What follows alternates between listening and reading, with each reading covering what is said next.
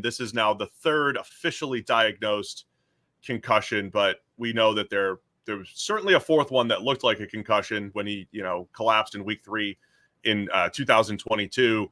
What do you think that discussion is going to be looking like for Tua and the Dolphins here moving forward? Yeah, I understand that's where a lot of people's brains immediately went, right? They don't want to see that happen. And I think in the short term, he needs to get through concussion protocol and get that brain functioning normally. So that's the first thing, heal from this injury. And then obviously after any head injury, the athlete is going to have a discussion with their own medical team. He'll have to be cleared by the independent, neurologist. He'll have to be cleared by the team. And it could be that the team has a discussion with him at that point about their feelings about, him being with the team going forward. But ultimately, this is going to be a decision that comes down to the player and his family and his team of doctors. I don't really think that's something like I get why we're all talking about it, because we all felt terribly uncomfortable watching that happen, and we don't want to see it happen again. And we care about this athlete. Like, we've learned his story, we've watched him play, and we don't want to see it happen. But the reality is there were a lot of concussions last week in the NFL and the week before. And there are a lot of guys out there playing who have had more concussions than Tua, but we just don't talk about them because they don't wear the number 1. They're not in a red jersey in the preseason, and they're not getting those same big contracts. So concussions, unfortunately, are part of football, and they're never going to go away. Is there anything different? He could technically get cleared in a week, right? Is there anything different if he gets cleared in 7 days and they have a 9 days in between games that he's just available for week 3? And if that is the case, what does the previous history that we know about, how does that affect, does he just play in week 3? Or do you say, let's take 2 weeks off, a month off, 3 months off? Like, how does that discussion happen? Yeah. It's a fair question. Is there a scenario in which he could play in a week? Just looking at the league rules and the concussion protocol, yes.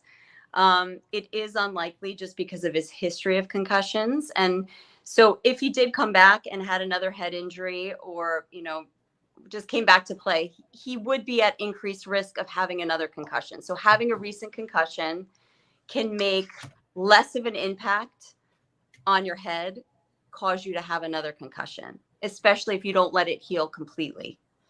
Resting these athletes is the most important thing from day one. It's the most important, it has the biggest effect on how soon they can safely get back to football, right? So if they're not rested from day one, they don't really report their symptoms. Their return to play is going to be 50% longer than if they had reported their symptoms and sort of sat out. So that's for the average player. But then players who have had multiple concussions are at increased risk of having another concussion and having it be a little bit more severe and take longer to heal. So on our feed last night, I misspoke. I think I was hinting at that recurring concussions may not be increased or whatever if you have previous concussions, but you're saying that's not the case. So I misspoke last night. And then I think more importantly, the symptoms, as you said, get potentially worse over time here. So there is something to, if they decide, hey, we're going to rest him for a month, or that is going to be considered at the end of this, I assume. Again, this is every concussion, not just Tua's concussion. Every single concussion is different. Every single one is tailored. That's why I don't really comment on concussions, because we treat all of them differently. We manage all of them differently. But yes, having a history of previous ones does make you more likely to have, more chronic symptoms that just last longer. And so you are a little bit more likely to be out for longer after. But there's no magic number.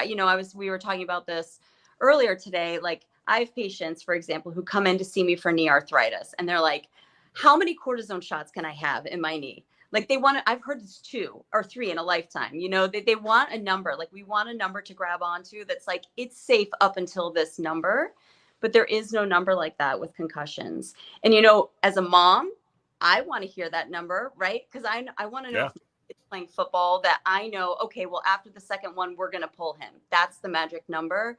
But unfortunately, there just isn't that kind of data that can tell us what to do here.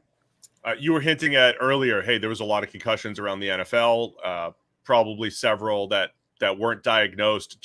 I don't want to ask this, like, is the NFL doing a good job of identifying those? They've done a lot of work, obviously, to identify more. But do you think there's a lot of undiagnosed concussions in a week at the NFL that we just don't know about? I think the NFL has actually gotten better.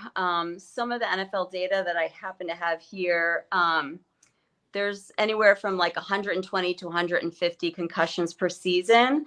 And for every 3 to 4 evaluations where they pull the player off the field, like Jalen Waddle, for every 3 to 4 of those, one athlete is diagnosed with a concussion. So I do think they're getting more aggressive about pulling athletes off the field as a result of what the spotters are seeing or data they're getting from the pads or the helmet. Maybe signs they're seeing from on the sideline. So I do think that they're doing a good job. They're doing a good job. They're making an effort to limit head injuries and catch them early if there are any. The guardian caps are another big one that you see the guardian cap on the athlete. You see Jabril Peppers in his guardian cap and you're like, whew, I feel so much better. But, some of that's playing out in the data in the NFL, maybe not at the youth level, maybe not at the NCAA level, but maybe they're preventing or dampening some injuries. But like I said, concussions are never going to go away no matter what helmet technology they have. But that doesn't mean the NFL isn't trying to find new ones. Yeah, I was going to ask about the guardian cap. I did see people talking about that. Well, if he was wearing this, especially with his history, do you know data? Do you have enough data on the guardian caps? Do you have an idea of like how much that could actually impact things during games? Yeah, so not drilled down to the quarterback level. I think Tua is wearing one of the new quarterback specific helmets where there's a little bit more padding in the back, because remember, a lot of quarterbacks sustain their concussions by being sacked, right? And it's when that head whips back and hits the turf. The type of collision he had on the field, that may not impact that very much. I'm not sure a guardian cap, like you can't say a guardian cap in that one specific instance would have changed anything. But overall, they're finding that the guys who hit regularly in training camp are seeing decreased number of concussions during training camp when they're wearing that. I mean, this is like nothing to even talk about the linemen, right, who are having concussion. I mean, they're hitting on every single play. They're taking some impact to their head. Their head's getting a little whipped on every single play in practice, and on the field. So they might not be having concussion type, injuries, but they may be having more minor brain injuries because of that. So is there anything else that you would just want to get out there other than, hey, let's not project our own feelings necessarily into Tua's decision, his team's decision here? Anything else that we should know about this entire situation here? Yeah, no, I mean, it's just sad. My son wears a Tua jersey. He's his favorite athlete ever. He's right-handed, but he throws a football lefty just to be like Tua. So this was definitely hard news to break for us and our family this morning. But I think the reality is just like when you're watching like a UFC fight, injuries are part of the game. Head injuries, unfortunately, are part of the game. We're all uncomfortable with it. I think that's a good thing. But we as fans don't get to overlook certain concussions and then take others and be like, whoa, whoa, whoa, it's time to call it. Like, you got to pull that guy out. I don't want to watch him play anymore because of his risk of injury. It's a very, very personal decision. It's his entire career. It's his livelihood. It's probably really been his entire life playing football. I'm sure it's going to be a tough decision, and I doubt that it's something that we're going to have an answer to anytime soon. All right, Dr. Jess Flynn, thank you for joining us today. Appreciate getting some expert insight on what's going on with Tua Tagovailoa.